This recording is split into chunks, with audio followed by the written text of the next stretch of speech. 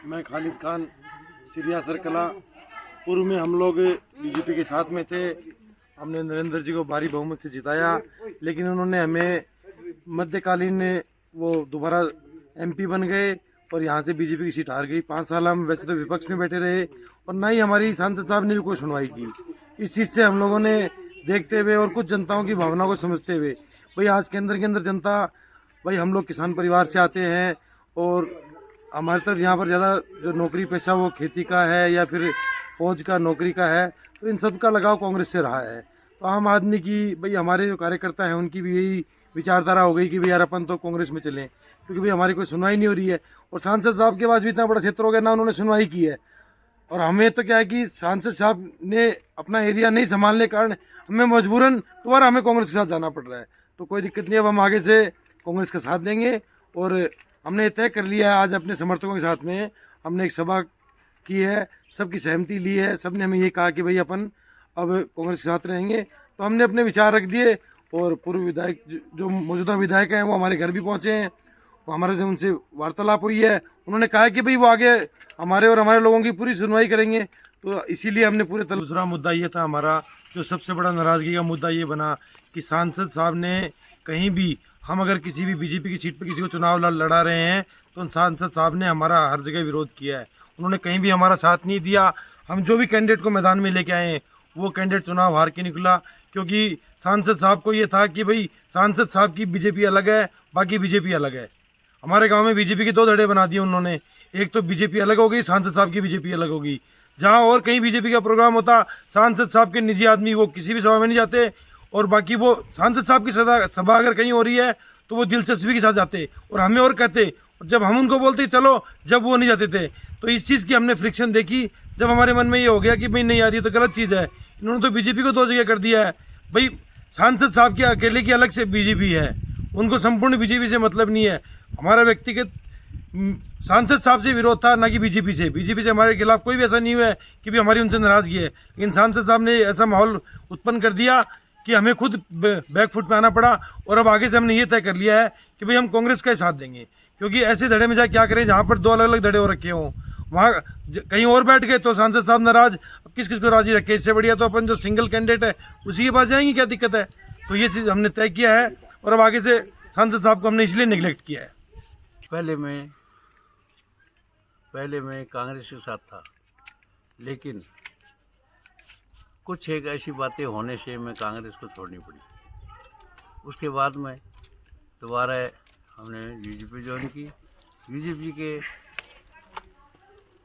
Period के दौरान में हमारे नीचे वाले लोगों की कोई सुनवाई नहीं की, किसानों की कोई सुनवाई नहीं की, और सांसद साहब को हमने विधायक का चुनाव लड़ाया। चुनाव लड़ाने के बाद में और वो एमपी का चुनाव लड़ लिया, और हमारे को फिर दोबारा इन्होंने हमारे से कोई लगाव नहीं रखा, और जो भी हमने इनको कुछ कहा उसको कोई खास सुनाई नहीं की।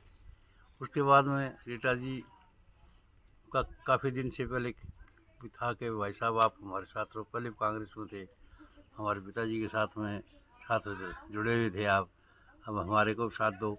तो हमने उनकी मतलब जो काम देखे, काम देखने के ऊपर उनका काम मजबूत नज़र आया और उनके साथ में हमने कांग्रेस वापस हमारी ज्वाइन कर ली।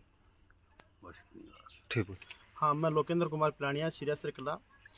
जो हमारी एक छोटी सी डाणी है पिलानिया की, कम से कम वहाँ पर 100 वोट है। और 20 साल से मैं तो पहला वोट भी मैंने बीजेपी में दिया और नरेंद्र जी के साथ में दिया, हमेशा नरेंद्र जी के साथ में रहे। और सुशीला जी ने हमें क्या है कि एक हमारी भाभी जी को डेलीगेट की वो बीजेपी की टिकट दी, सुलोचना जी ने टिकट से चुनाव लड़ा। हमारी ग्राम पंचायत सिरिया सर्कला है, उससे केवल हम अकेले थे बीजेपी के कैंडिडेट, और दूसरे एक छोटा सा गांव स्टेशन है वहाँ से 2 कैंडिडेट थे। तो क्या हुआ, हम बार बार सांसद जी के पास गए कि सांसद महोदय जी हमारा थोड़ा सा सहयोग करो, हमारा थोड़ा सा सहयोग करो। उन्होंने हमें नाखुश समझा, जबकि हम बिना प्रयास के, हम उनको किसी भी काम के लिए टोकते नहीं है, कभी भी कुछ कहते नहीं है। उसके बाद में भी उन्होंने हमारी कोई सुनाई नहीं की, बार बार गए, हमें निराशा ही वहाँ से मिली। उसके बाद में हमने धीरे धीरे ये तय किया और बात ये हुई कि हम हार गए।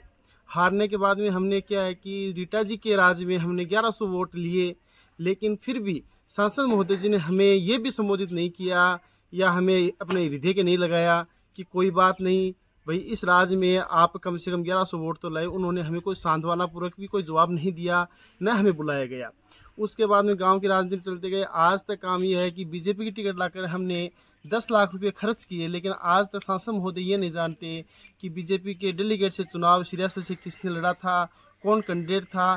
कोई मतलब उन्होंने लगाव नहीं रखा। फिर हमारा क्या हृदय धीरे धीरे परिवर्तित होता गया। आगे जैसे भी कोई सोसाइटी के चुनाव आए और आए, उनमें भी उन्होंने हमारा कोई सहयोग नहीं किया और आगे चलकर भी हम बार बार वहाँ पर गए हैं। लास्ट में हमें ये मजबूर होना पड़ा और उन्होंने मजबूरी में हमें ये भी कह दिया कि हमें वोटों से मतलब नहीं है। उसके बाद में क्या कि धीरे धीरे ये जो 5 साल में हमें संभाला नहीं उन्होंने, तो जो कार्यकर्ता थे सिरियासर कला के बीजेपी के, उनमें क्या कि धीरे धीरे आक्रोश तो था ही। तो 1.5-2 महीने पहले क्या है कि सांसद मोदी जी ने कुछ कहा, मौजूद जो बीजेपी कार्यकर्ता वो सारे गए थे, तो सांसद मोदी जी ने कहा कि हमें वोटों से मतलब नहीं है, तो वो एक चिंगारी का काम कर गई। और जो हमारे जो कार्यकर्ता थे वो सारे खालिद भाई साहब से भी, इलियास जी से भी, मेरे से भी सब कहने लगे कि आप बीजेपी में रहकर क्या करोगे। इन बातों को लेकर के हमें मजबूरन होकर कार्यकर्ताओं की वहाँ पर किसी भी प्रकार की सुनाई नहीं की गई। कार्यकर्ताओं को क्या है कि हर बार धोखा ही मिला, हर बार निराशा मिली है। उस निराशा को देखते हुए मजबूर होकर के हमें रीटा जी का सहारा लेना पड़ा कि कम से कम वहाँ पर एक कार्यकर्ता की इज्जत तो है। धन्यवाद।